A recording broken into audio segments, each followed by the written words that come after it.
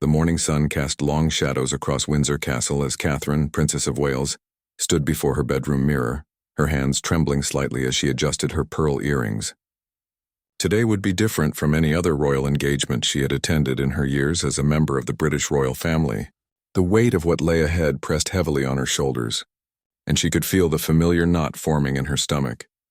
Prince William entered the room quietly, his own formal attire impeccable as always, but his usual confident demeanor seemed subdued. He approached his wife from behind, placing gentle hands on her shoulders as they both looked at their reflection in the ornate mirror that had witnessed countless royal preparations throughout the centuries.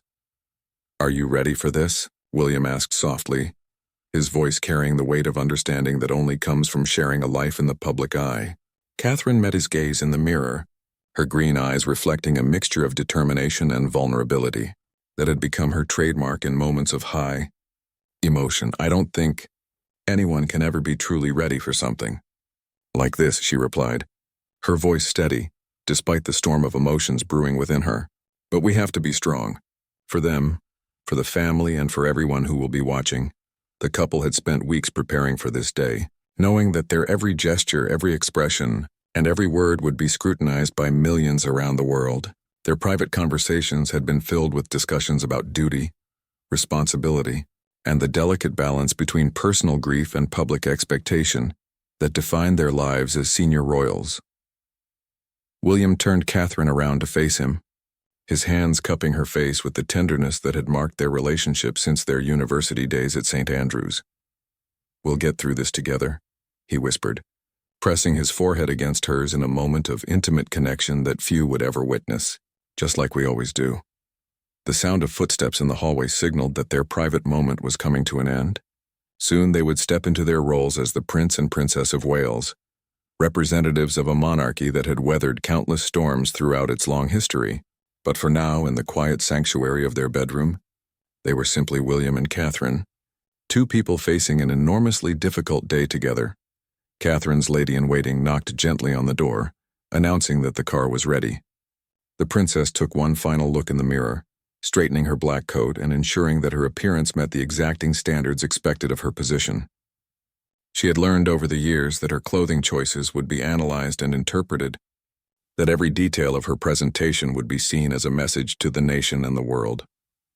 As they made their way through the castle's ancient corridors, William and Catherine walked hand in hand, a gesture that spoke volumes about their partnership and mutual support. The stone walls that had witnessed centuries of royal history seemed to echo with the footsteps of all those who had walked these same paths before them, carrying the weight of crown and country on their shoulders. Their protection officers fell into step behind them, a reminder of the constant security that surrounded their lives. But even these highly trained professionals seemed to understand the gravity of the day ahead, their usual stoic expressions softened by the recognition of the human drama unfolding before them. The waiting car sat in the courtyard, its black exterior gleaming in the morning light. As they approached, Catherine paused for a moment, looking up at the sky as if drawing strength from something beyond the immediate circumstances. William noticed her hesitation and squeezed her hand gently, a silent reminder that he was there beside her. "Whatever happens today," Catherine said quietly, her words meant only for her husband's ears, "I want you to know how proud I am to face it with you. We've come so far together through so much joy and sorrow. This is just another chapter in our story." William's response was immediate and heartfelt. "You've made me stronger than I ever thought possible, Catherine. When I look at you, I see not just my wife, but the future queen who will help lead this nation with grace and compassion.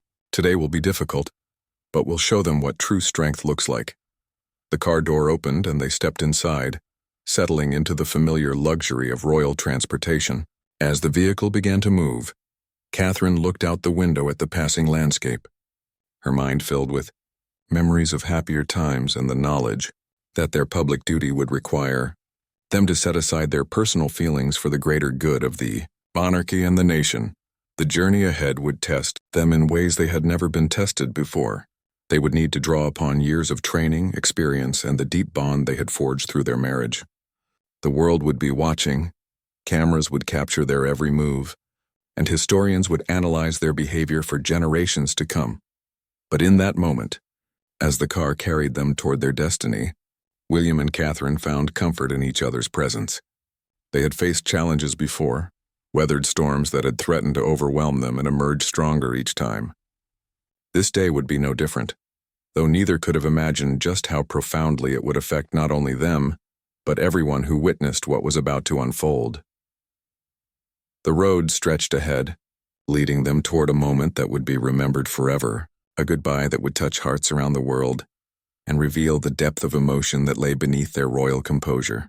In just a few hours, the Prince and Princess of Wales would demonstrate why their love story had captivated millions, and why their commitment to duty and family would leave an indelible mark on history. The black Mercedes glided through the gates of Buckingham Palace, where a small crowd of staff members had gathered despite the early hour. Their faces reflected the same mixture of sadness and respect that had become so familiar in recent weeks. Catherine noticed how even the usually bustling palace grounds seemed quieter today, as if the very walls understood the significance of what was about to take place. Inside the palace, the atmosphere was thick with unspoken emotion. Senior courtiers moved with purposeful efficiency, their usual formal demeanor softened by genuine grief. The princess could see it in their eyes, the way they looked at her and William with a combination of sympathy and admiration. They knew perhaps better than anyone the enormous burden that rested on the young couple's shoulders. "Your Royal Highnesses," Sir Clive Alderton, the principal private secretary, approached with a slight bow. His voice was measured, professional, but Catherine caught the slight tremor that betrayed his own emotional state. "Everything is prepared. The family is gathered in the blue drawing room." William nodded, his jaw set with determination, but Catherine could see the tension in his shoulders. She knew him well enough to recognize the signs of his internal struggle. This was the man who had learned to carry the weight of future kingship from childhood. Yet today he was simply a grandson facing an unimaginable loss. They walked together through the palace corridors, past portraits of ancestors who had faced their own moments of public grief. The red carpet beneath their feet seemed to stretch endlessly, each step bringing them closer to a moment that would define not just their own lives but the future of the monarchy itself. In the blue drawing room, the immediate family had gathered in a circle of quiet conversation. King Charles stood near the window, his tall frame silhouetted against the London skyline.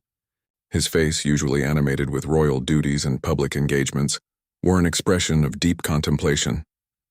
When he saw William and Catherine enter, his eyes brightened slightly, a father's recognition of his son's strength. Princess Anne sat with her characteristic composure, but even she showed signs of the emotional toll. Her hands were clasped tightly in her lap, and she periodically glanced toward the door as if expecting someone to walk through it. The weight of being the only daughter in a moment like this was evident in every line of her face. Prince Edward and Sophie, the Duke and Duchess of Edinburgh, stood together near the fireplace, their unity a testament to their own enduring marriage. They nodded respectfully as William and Catherine approached, understanding without words the unique position the Wales couple held in this moment of transition. "We should begin soon," King Charles said quietly, his voice carrying the authority of the crown but softened by personal loss. "The nation is waiting, and we must show them that the monarchy endures, that our commitment to service continues even in our darkest hours." Catherine stepped forward, her natural grace evident even in this moment of private family gathering. "Your Majesty," she said, her voice clear and steady, "William and I are honored to represent the family today. We understand the responsibility you're placing in our hands." The king's response revealed the depth of his trust in his daughter-in-law. "Catherine, you have brought strength to this family that we didn't know we needed. Today, more than ever, we need that strength. The world will be watching, and they need to see that we are united, that we face this together." William moved closer to his wife, their silent communication speaking volumes about their partnership. They had discussed this moment privately, understanding that their behavior today would be remembered for decades to come. The cameras would capture not just their public duties but their personal grief, and they needed to find the balance between authentic emotion and royal dignity. The palace staff began to signal that it was time to move to the next phase of the day's events. Catherine felt her heart rate quicken as she realized that their private time as a family was ending, and soon they would step into the global spotlight. She looked around the room at these people who had become her family, seeing in their faces the same mixture of love, loss, and determination that she felt in her own heart. "Before we go," she said suddenly, her voice cutting through the quiet conversations, "I want everyone to know that today we're not just representing the crown. We're representing the love, the memories, and the legacy that has brought us all together. That's what will give us strength." Her words seemed to resonate through the room, touching something deep in each person present. Even the most protocol-conscious courtiers nodded with understanding. This was more than a state occasion. It was a moment of human connection that transcended titles and traditions. William reached for Catherine's hand, their fingers intertwining with practiced ease. "Together," he said simply. But the word carried the weight of their entire relationship, their shared commitment not just to each other but to the institution they would one day lead. The family began to move as one unit toward the door, each person carrying their own burden of grief while supporting the others. Catherine noticed how naturally they fell into formation, decades of training and protocol guiding their movements even as their hearts struggled with personal loss. As they prepared to leave the private sanctuary of the palace drawing room, Catherine took one last look around, memorizing the faces of the people who had welcomed her into their extraordinary family.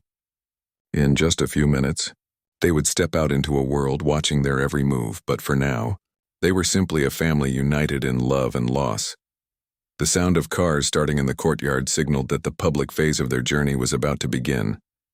The private moments of grief and preparation were ending, and soon the world would witness a goodbye that none of them would ever forget. The convoy of royal vehicles moved through London streets with solemn precision, each car carrying members of the family toward Westminster Abbey. Catherine sat beside William, watching the city pass by through tinted windows. Even through the glass, she could see crowds of people lining the streets, many holding flowers, photographs, and handwritten signs. Their faces told the story of a nation in mourning. "Look at them all," Catherine whispered, her voice filled with wonder despite the sadness of the occasion. "She touched so many lives, didn't she?" William followed her gaze, seeing the same thing that had captured his wife's attention. Elderly people in wheelchairs had been brought out to witness this historic moment. Young families held children on their shoulders. Teenagers who had never known a world without Queen Elizabeth II stood solemnly among the crowd. 70 years, William replied quietly. 7 decades of service, of being there for them in every crisis, every celebration. They're not just mourning a monarch, Catherine. They're saying goodbye to the only constant many of them have ever known. The weight of that realization settled over both of them. Soon this same devotion would be directed toward them. The thought was both humbling and terrifying. Catherine had spent years preparing for royal life, but nothing could have truly prepared her for the reality of inheriting such profound public love and expectation. As their car approached Westminster Abbey, the scale of the event became clear. World leaders had traveled from every continent. Presidents, prime ministers, kings, and queens filled the ancient church. The Abbey, which had witnessed royal weddings, coronations, and funerals for nearly 1,000 years, had never hosted a gathering quite like this one. "Your Royal Highnesses," the equerry's voice came through the car's communication system. "We'll be arriving in 2 minutes. The protocol team is ready to assist with your entrance." Catherine took a deep breath, feeling the familiar ritual of preparing her public persona. But today was different. Today, the entire world would be watching not just her behavior as a royal, but her humanity as a granddaughter-in-law saying goodbye to a woman she had grown to love deeply. The car stopped, and immediately the sound from outside became more intense. Even through the reinforced glass and metal, they could hear the shuffling of thousands of feet, the quiet conversations of the massive crowd, and the clicking of cameras. Catherine checked her reflection one final time in the small mirror, ensuring that her black hat was positioned correctly, and that her pearl necklace, a gift from the Queen herself, was visible. William stepped out first, his tall frame immediately recognizable to the watching crowds. The flashbulbs from the official photographers created an almost constant strobe effect. He turned to offer his hand to Catherine, a gesture so natural and loving that it seemed to silence the crowd for just a moment. Catherine emerged from the car with the grace that had made her a global icon. Her black coat dress was elegant in its simplicity, her choice of accessories paying tribute to the Queen's own style. But it was her expression that captured everyone's attention. Here was genuine emotion, carefully controlled but unmistakably real. They walked together up the steps of the Abbey, past the honor guard that stood at attention despite the emotional weight of the day. Each soldier's face showed the same mixture of professionalism and personal grief that characterized everyone involved in the ceremony. Inside the Abbey, the atmosphere was unlike anything Catherine had ever experienced.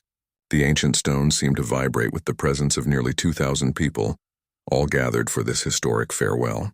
The silence was profound, broken only by the soft sounds of people finding their seats and the distant echo of footsteps on stone floors.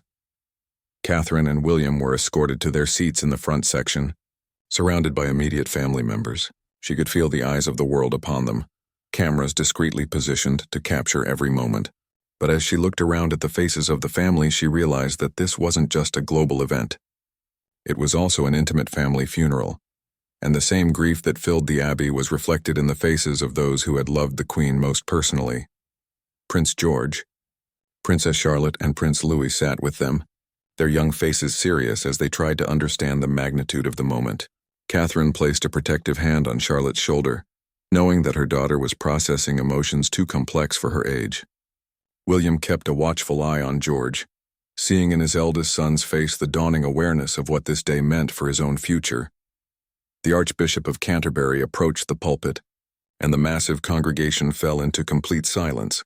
Catherine felt William's hand find hers, their fingers intertwining as they had done countless times before, but never in circumstances quite like these. "We gather today," the Archbishop began, his voice carrying clearly through the ancient space, "not just to mourn, but to celebrate a life of extraordinary service, of unwavering dedication, and of profound love for the people of the United Kingdom, the Commonwealth, and indeed the world." As the words washed over her, Catherine found herself thinking about all the private moments she had shared with the Queen, the quiet conversations about motherhood, the gentle guidance about royal protocol, the unexpected moments of humor that had revealed the warm personality behind the crown. These personal memories felt precious now, private treasures that no camera could capture. The service continued with readings and hymns that had been carefully chosen to reflect the Queen's faith and her commitment to service. When the congregation rose to sing "The Lord's My Shepherd," Catherine's voice joined with William's, their harmonies blending as they had done in private moments at Anmer Hall, but never before with the weight of history surrounding them. It was during this hymn that the first tears began to fall, not just from Catherine and William, but from faces throughout the Abbey. The emotion was becoming impossible to contain, and even the most protocol-conscious attendees found themselves moved beyond their usual composure. The moment that would be remembered forever began quietly, almost imperceptibly. As the service moved toward its conclusion, Catherine noticed William's breathing becoming more labored. His usual composed demeanor was cracking, and she could see the lifetime of suppressed emotion beginning to surface. This was the man who had walked behind his mother's coffin at age 15, who had learned to carry grief in public with dignity beyond his years. But today something was different. The Archbishop's final words echoed through Westminster Abbey. "Go forth upon thy journey from this world, O Christian soul." The finality of those words seemed to hit William like a physical blow. Catherine watched as her husband's carefully maintained composure began to crumble, his shoulders shaking slightly as he fought to maintain the dignity expected of his position. King Charles, sitting nearby, seemed to sense his son's struggle.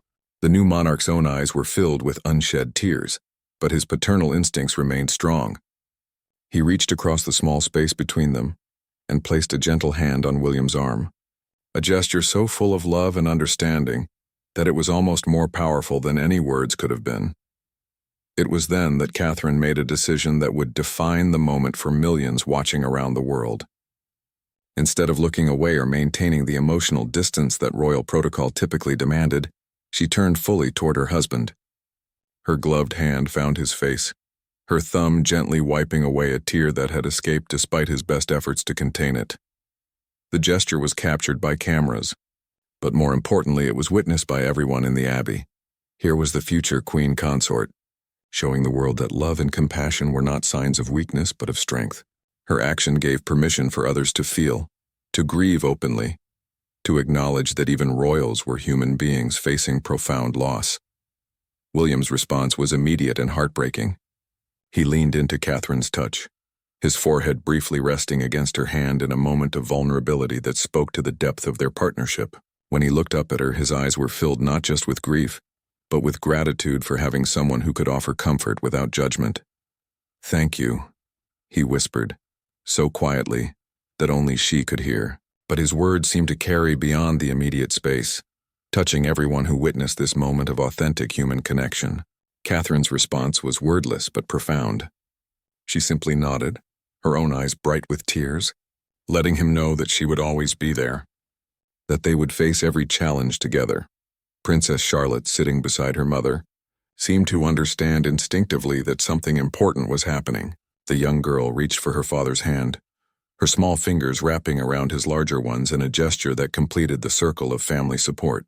Even Prince George, trying so hard to be grown up, allowed his own emotions to show, tears streaming down his young face as he processed the magnitude of what was happening.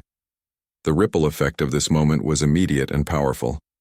Throughout the Abbey, people began to cry openly. World leaders who had maintained diplomatic composure found themselves moved to tears. The British public, watching from homes, pubs, and community centers across the nation, saw in this family's grief a reflection of their own loss. Prime ministers who had worked with the Queen for decades, celebrities who had been honored by her, and ordinary citizens who had only admired her from afar all found themselves united in this moment of shared emotion. The cameras continued to roll, but they were no longer just documenting a state funeral. They were capturing a moment of pure human truth. Back in the Abbey, the immediate royal family seemed to draw strength from William and Catherine's example. Princess Anne, known for her stoic demeanor, allowed tears to fall freely down her cheeks. Prince Edward held Sophie's hand tightly, both of them crying as they remembered the woman who had been not just their queen but their beloved family member. Even the Queen's great-grandchildren, too young to fully understand death, seemed to sense the importance of the moment. They sat quietly, occasionally reaching for the adults around them, providing comfort through their innocent presence. Catherine continued to offer quiet support to William throughout the remainder of the service. Her hand remained on his arm, a steady presence that anchored him as waves of grief washed over him. She understood that this was not just about saying goodbye to his grandmother, but about accepting the enormous responsibility that now rested on their shoulders. The final hymn, "God Save the King," took on new meaning as voices throughout the Abbey joined together. Catherine and William sang with tears streaming down their faces, their voices joining with those of their children, their family, and the assembled representatives of the world. It was both an ending and a beginning, a farewell to one era and a welcome to another. As the service concluded and the royal family prepared to accompany the Queen on her final journey to Windsor Castle, Catherine and William stood together, their composure gradually returning but their love for each other and their family clearly visible to all who watched. They had shown the world that strength came not from hiding emotion, but from sharing it with those you love.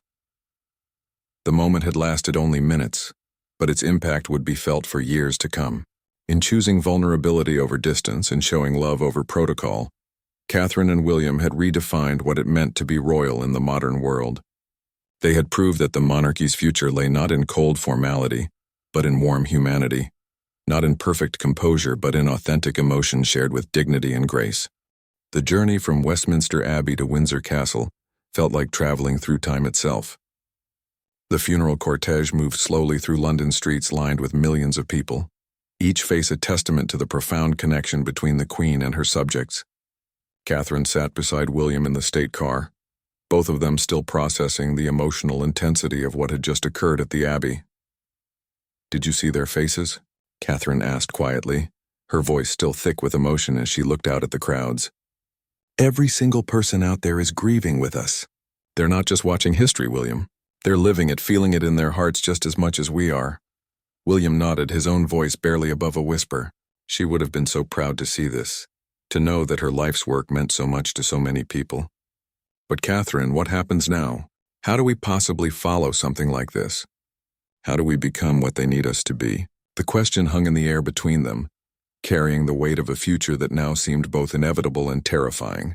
Catherine reached for his hand, their fingers intertwining with the familiarity of 15 years together. Yet somehow the gesture felt different now. They were no longer just husband and wife, no longer just the Duke and Duchess of Cambridge. They were the future of the monarchy, the hope for continuity in a world that seemed increasingly uncertain. "We do it together," Catherine said firmly, her voice gaining strength with each word.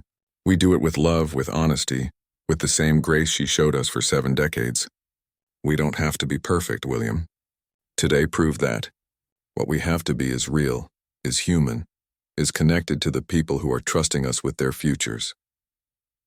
As their car passed through the gates of Windsor Castle, the setting of so many of their private family moments with the Queen, both William and Catherine felt the full weight of transition settling upon them. This was no longer just the Queen's home. It was becoming a symbol of what they would inherit, what they would be responsible for protecting and nurturing for future generations. The committal service at St. George's Chapel was smaller, more intimate but no less emotional than the grand ceremony at the Abbey. Here, surrounded by the tombs of monarchs stretching back centuries, the royal family gathered for their final goodbye. The ancient stones seemed to whisper with the voices of all who had come before, reminding them that grief and renewal had been the rhythm of royal life for over 1,000 years. Catherine noticed how different William seemed in this more private setting. Away from the cameras and the world's scrutiny, his grief took on a more personal quality. This wasn't the formal sorrow of a future king. This was the raw pain of a grandson who had lost the woman who helped raise him, who had been his anchor through the most difficult periods of his life. When the Queen's coffin was lowered into the royal vault, William's composure finally broke completely. The sound that escaped him was primal, a cry that seemed to come from the deepest part of his soul. Catherine immediately moved closer, her arms encircling him as he grieved without restraint. Their children, seeing their father's pain, gathered around them, creating a circle of family love that seemed to shield them from the magnitude of their loss. King Charles, standing nearby with tears streaming down his face, watched his son and daughter-in-law with a mixture of pride and profound gratitude. He had worried for years about how William would handle the pressures of future kingship, but seeing him now, supported by Catherine and surrounded by their children, he knew that the monarchy was in capable hands. "She's at peace now," Catherine whispered to William, her voice carrying across the small chapel. "And she's so proud of you, of us, of what we've built together. She told me once that you were going to be the king she always hoped you'd become. Not because you were perfect, but because you understood that strength comes from love, not from hiding from it." Princess Anne approached them quietly, her own grief evident but controlled. As the Queen's only daughter, she had carried a special burden throughout this day. But seeing William and Catherine's authentic emotion seemed to give her permission to express her own feelings more openly. "Your grandmother loved you beyond measure," she told William, her voice steady but filled with emotion. "But more than that, she believed in you, in both of you. She knew that the future of our family, of our institution, was safe because you understood what she spent her entire life trying to teach us. Service isn't about perfection. It's about showing up, about being present, about caring more about others than about yourself." The words seemed to resonate through the chapel, touching everyone present. This wasn't just advice from an aunt to her nephew. It was a passing of wisdom from one generation to the next, a recognition that leadership in the modern world required a different kind of strength than had been needed in previous eras. As the service concluded and the family prepared to leave the chapel, Catherine took one last look around the sacred space. In just a few hours, she had witnessed the end of the longest reign in British history and the beginning of a new chapter that would define the rest of her life. The magnitude of it was almost overwhelming, but as she felt William's hand in hers and saw their children walking beside them with quiet dignity, she knew they were ready. The drive back to their private residence was quiet, each member of the family lost in their own thoughts. But there was something different in the silence now, something that spoke of acceptance rather than just grief. They had said goodbye to an era, but they had also embraced the future that awaited them. "Tomorrow," William said as they approached their home, "tomorrow we begin again. But tonight we remember. We honor what she gave us, what she taught us, what she believed we could become." Catherine squeezed his hand, knowing that whatever challenges lay ahead, they would face them together, strengthened by the love they had witnessed and the legacy they were now called to continue. 6 months later, Catherine stood in the same bedroom at Windsor Castle where this journey had begun, but everything had changed. The mirror that had reflected her anxious face on that morning of the funeral now showed a woman transformed by experience. strengthened by grief and united with her husband in a way that went beyond anything they had known before. The world had not stopped watching them since that emotional day at Westminster Abbey. The images of Catherine comforting William, of their children standing with quiet dignity, of a family choosing love over protocol, had become defining moments for the modern monarchy. Letters poured in from around the globe, thanking them for showing that leadership could be vulnerable, that strength could include tears, that royalty could be profoundly human. "Do you ever think about that day?" William asked, joining her at the window where they could see visitors still laying flowers at the castle gates, months after the funeral. "About how everything changed in that moment when you reached for me?" Catherine smiled, her hand instinctively finding his. "Every day. But not with regret, William. With gratitude. We learned something that day that we couldn't have learned any other way. We learned that people don't need us to be perfect. They need us to be real, to be present, to share their joys and sorrows as fellow human beings." The conversation was interrupted by the sound of their children's laughter echoing through the castle corridors. Prince George, Princess Charlotte, and Prince Louis had adapted to their new roles with the resilience of youth, but they had also been shaped by witnessing their parents' authentic grief. They had learned that loving deeply sometimes meant hurting deeply, and that both emotions were natural parts of life. "Mummy, Daddy," Charlotte called as she ran into the room, her face bright with excitement. "We've been reading the letters people sent us. There's one from a little girl in Australia who said that seeing Daddy cry made her feel better about crying when her grandfather died. Is that really how it works?" Catherine knelt down to her daughter's level, pulling her close. "That's exactly how it works, darling. When we share our feelings honestly, it helps other people know that their feelings are normal and important too. That's part of what it means to serve people." William joined them on the floor, gathering his children around him as he had done countless times before, but with a deeper understanding now of what these moments meant. "Your great-grandmother taught me that being royal doesn't mean you don't have feelings. It means you use your feelings to help other people, to make them feel less alone in the world." Prince George, now more aware of his future role, looked thoughtful. "So when I'm king someday, I don't have to pretend to be someone I'm not?" The question carried such innocent wisdom that both William and Catherine felt tears prick their eyes. "No, my darling boy," Catherine said softly. "You'll be the best king you can be precisely because you are who you are, because you have a heart that feels deeply and cares about others. That's what will make you special, not trying to hide those parts of yourself." Later that evening, after the children had gone to bed, William and Catherine found themselves back in the same drawing room where the family had gathered on that fateful morning. But now it felt different, warmer somehow, as if the honest emotion they had shared had blessed the space with new purpose. "I've been thinking about legacy," William said, his arm around Catherine as they sat together on the sofa. "About what we want people to remember about our time, about how we change things. I think it started that day, don't you? When we chose to let people see our hearts instead of just our crowns." Catherine nodded, understanding completely. "The world is different now, William. People want authenticity from their leaders.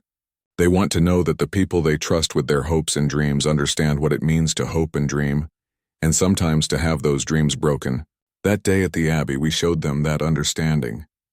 The future stretched ahead of them, filled with challenges they couldn't yet imagine, but also with opportunities to serve in ways that previous generations of royals never could have. They would face criticism and praise, moments of triumph and periods of difficulty, but they would face it all together, strengthened by what they had learned about themselves and each other in their hour of deepest grief. She would be proud, wouldn't she?" William asked, referring to his grandmother without needing to speak her name. "She would see how we've grown, how we've learned to carry forward what she taught us while making it our own." "More than proud," Catherine replied with certainty. She would be at peace, knowing that the future of the monarchy was in the hands of people who understood that its power came not from distance, but from connection. Not from perfection, but from the courage to be imperfect in service of something greater than ourselves. As they prepared for bed that night, William and Catherine reflected on the journey that had brought them to this point.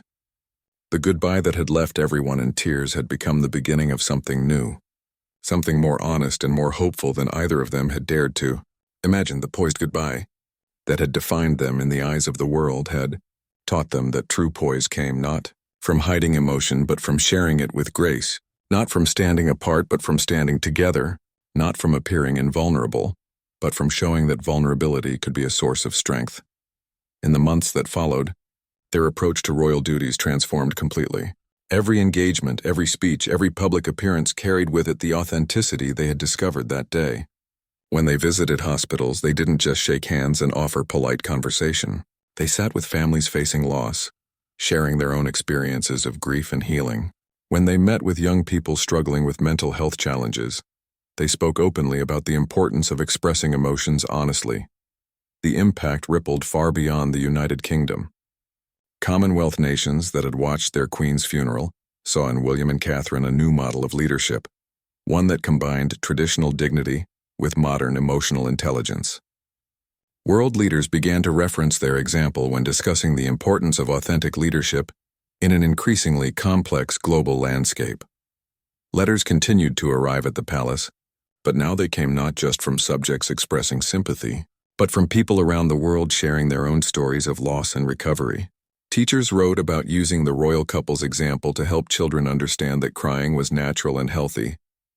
Therapists described breakthrough moments with clients who had been inspired to express their emotions after seeing even royals could do so with dignity. Catherine often found herself thinking about the ripple effects of that single moment when she had reached for William's face in Westminster Abbey. One gesture, born from pure love and instinct, had somehow given permission to millions of people to embrace their own humanity more fully. "Do you know what I think the real lesson was?" she asked William one evening as they walked through the gardens at Anmer Hall, their private Norfolk home where they could simply be a family. It wasn't just about showing emotion. It was about showing that love is stronger than protocol, that human connection matters more than perfect appearances. William stopped walking and turned to face her, his expression serious but filled with warmth. "You changed everything that day, Catherine. Not just for us, not just for our family, but for everyone who was watching. You showed them what the future of leadership could look like, what it should look like. We did it together," she corrected gently. "Your willingness to be vulnerable, to let people see your pain, was what made it possible. We've always been stronger together than apart. But that day we proved it to the world." As the sun set over the Norfolk countryside, painting the sky in shades of gold and pink, William and Catherine reflected on how a day of profound sadness had become the foundation for something beautiful and lasting. The goodbye that had left everyone in tears had ultimately brought people together, had shown that shared humanity transcended all boundaries of nationality, class, or circumstance. Their children would grow up in a world where emotional honesty was valued over stoic silence, where leaders were expected to demonstrate both strength and compassion. The legacy of that day would shape not just their own reign, but the reigns that would follow, establishing a new tradition of authentic service that would endure for generations to come. The poised goodbye had indeed left everyone in tears, but those tears had watered the seeds of a more compassionate, more connected future, one where the power of love would always triumph over the constraints of tradition when the two came into conflict. And in that triumph, Queen Elizabeth's greatest lesson had been fulfilled, that service to others was best performed not from a distance, but from the heart.